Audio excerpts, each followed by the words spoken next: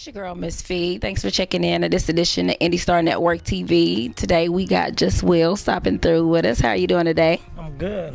How about yourself? I'm awesome. Thank you for stopping through. Can you tell me or tell the viewers who is Jus Will? It's actually pretty self-explanatory. That hence the name, Jus Will.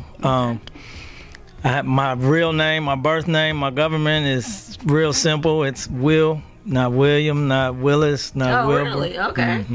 So that's kind of where I played on the whole Jus Will and why the J is lowercase and all of that.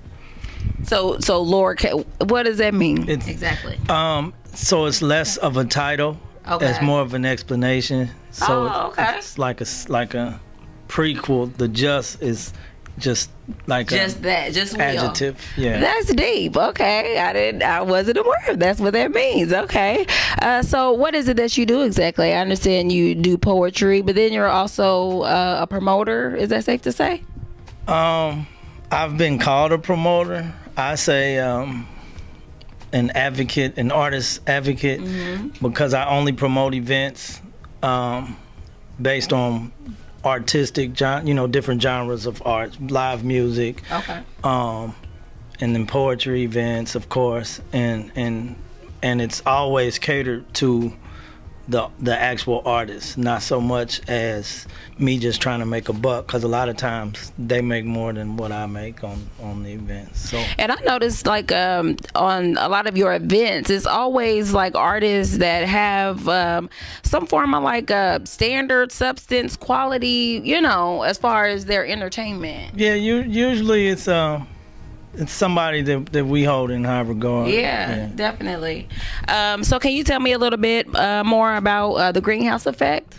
That's a bi-weekly open mic. It's every other Friday. It's not, a lot of times people have first and third or second and fourth, but it's literally every other Friday. So it just depends on when it falls. We have poetry, comedy. We have 3 different hosts. They're hosts. We have Amber James, we have Chicken Hawk, and Donald for Show Martin. Oh, okay.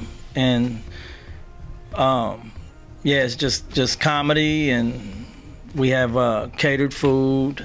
It's a BYOB event. Yeah, it's usually a good time. That'll work. Yeah, I stopped by there, and I was just in awe because it just reminds you, takes you back to like the old school poetry spots, when poetry was good, and you look forward to, going to wherever it was at, hole in the wall, the basement, wherever, just to hear it. Yeah, it's definitely got like a cafe feel, even though we hold it in the beauty salon. Yeah. But it's we try to stay real organic as far as the type of ambiance that we bring. Right. Yeah, definitely. So what's going on with Beyond Music? Okay, that's a monthly set. Every last Sunday of the month, we have a house band, the Jasmine, and then we also bring in a featured artist and a featured poet. And going into the next year, we're going to actually feature some comedians. Okay. And bring in some different vocalists, but we also showcase vocalists, and we have a small open mic. We call it a closed list open mic. Usually our list is full about a month ahead. Wow, that's impressive. And so it's like 6 poets, a featured poet, and a vocalist. It's pretty good time. Okay, so you got to sign up in advance for that. Yeah, that'll work. So you being a poet yourself, what inspires you and the type of pieces that you do? You know what? Just life experience, and sometimes if it's not my own personal experience, it's just things that I've witnessed or other people's experience that I've actually witnessed. But for the most part, just life experiences. I have poems about so many different things. All over is there anything that you say that you don't touch about, or as far as on the personal aspect of things, but then also in regards to kind of like social issues? There's nothing that I shy away from. there are things that that a lot of artists may dabble with that don't necessarily inspire me. Right. But it's I strictly write based on inspiration. So it's never, if I don't write about it, it's not personal. Like when my sister passed, it took about 3 years before I actually wrote a piece about it. Just because it had to come to me in a creative, in a creative manner. I didn't want to just write it just for the sake of writing it. I still wanted it to have some artistic integrity. Yeah, because when I started out writing poetry, I can't say that I'm a poet today because I'm a little rusty. But when I started out, writing poetry, it's like I would write what was on my heart for people, like maybe for their birthday or something like that. And then it's like people are like, well, for my birthday, don't give me nothing, write me a poem. And I'm like, well, I mean, it's not gonna have the same effect because I wasn't thinking like that, you know what I'm saying? Like just yet, know, but let it come to me. So everybody's muse comes from a different place. It does, definitely. So tell us a little bit more about your CDs that you have put out, your poetry CDs. Okay, I have 3 CDs. I have two EPs. One has 8 tracks. They're poetry with music and some singing. A couple of them have a little rapping on them. But they're all poetry. Okay. And then the first one is called Poetry, Now That's Gangster. Then I have another one that has 10 tracks, and that one's titled Get Rich or Die Writing. And then the last one has 20 tracks, and that one's titled Evening Service. And that one's got like features from Renee King, Dion Forever, some real nice artists featured on.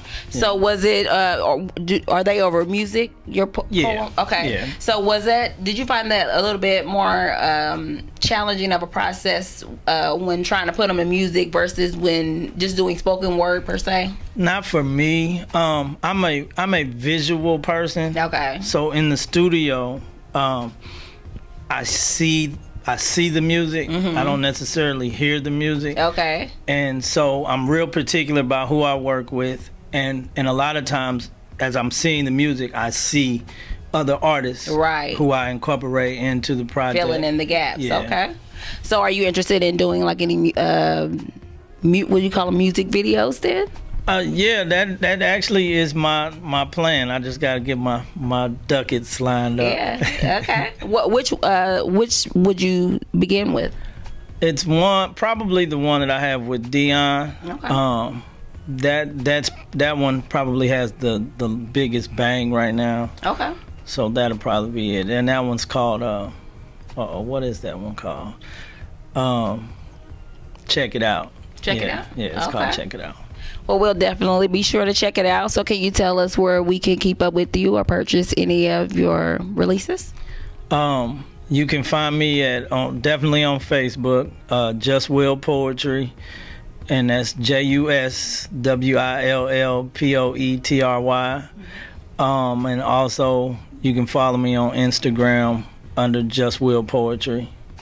Okay. Well, we'll be sure to do that. Do you got a piece for us today? Yeah, let me think. Okay. Coming right up, be sure to check out Jus Will Poetry, attend some of his events, log on a month in advance if you want to get down at the Greenhouse Effect or Beyond Music Movement. So stay tuned for all he has to come. Thanks for tuning in. You are the omnipotent's greatest creation. They say you were thought of before there were thoughts of civilization. I've heard ancient tales of you deriving from my side and stories of you regenerating Osiris each time he died. If I'm correct, I was told that you're my rib. But honestly, I think that's a fib. I believe you're why I live. You are my mother. Better yet, my lover. Your womb's the essence, the birthplace of all that's known. Your scent is that of a divine deity, and your spirit turned blood and bone. You are my home. 'cause I hear that home is where the heart is. You're my structure. You're more driven than my car is. I can tell that I'm your child by the clouds and the sunshines where your scar is, queen. I've seen the amazing things you bring to the scene when your heart awakens. I've witnessed your exquisite existence and the persistence your love has taken. Your heart has the expansion of a galaxy and lives beyond the breaking. The capabilities you possess profess to the world that your universe encompasses stars. You nurture Venus and Mars. I know exactly who you are. I know you. Haven't we met before? Was it in heaven or that you are heaven? And that's why your embrace was so refreshing. You're my counselor, my teacher, my confidant when I'm here stressing. You're my best friend, my sister, my first love before I even knew what love was. You're a goddess. Stop being modest. You're a priestess with capabilities to heal. You should feel what your hug does. It's as if you drugged us. You elevate humanity to a higher plane. You cast shadows upon the sunrise and bring new horizons each time you reign. Without your presence, there'd be no present. There'd be no we, but you transcend. All existence comes from in you, and tomorrow you start again. I know you. Haven't we met before? Yeah, I've been spoiled by your wealth. I'm positive that I know you. Now let me introduce you to yourself.